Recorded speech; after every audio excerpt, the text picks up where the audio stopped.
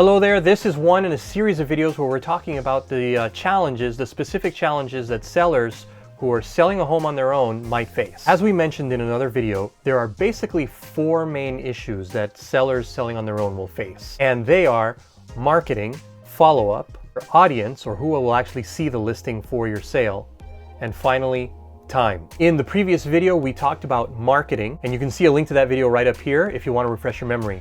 So in this one, we're going to talk about follow-up.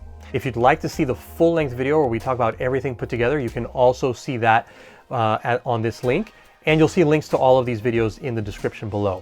Now, make no mistake, follow-up is one of the key ingredients to having a successful sale, and it's also one of the biggest challenges, not only for sellers selling on their own, but for even professional realtors like myself. Just to get a sense for what we're talking about here, when I have listed a property and I've done my job properly and marketed it well, I can be fielding anywhere from 10 to 50 inquiries or even more per day.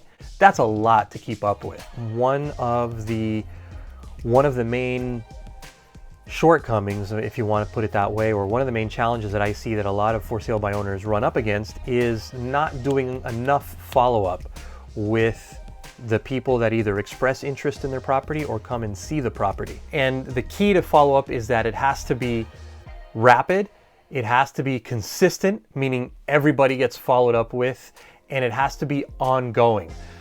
So it's not just about calling up somebody back once, it's not just about soliciting feedback or fielding an offer once, it's about repeatedly touching base with people. So that's very, very, very important. So there's not enough follow-up with inquiries, not enough follow-up with visitors. And that can be a problem of either time, not having the time to do it, or systems, not having the systems in place to actually capture all the information, make sure you're getting everybody's phone number and contact info so that you can then reach back out to them and give them the information that they need.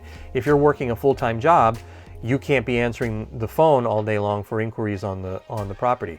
Now, you may set up a phone number, but then you're gonna have to do all the work of calling those people back when you get home from work after fixing your own dinner and all of that stuff. And these are all things that would be taken care of by a realtor, and that's why they charge the commission that they do. The commission that a realtor charges allows them to build the systems necessary to service their clients, to have systems in place to capture lead information and inquiry information regarding buyers that are interested, to have the systems in place to make sure to be able to follow up with everybody efficiently. Oftentimes, sellers who are selling on their own aren't aware of just how much time and money is involved in selling on their own.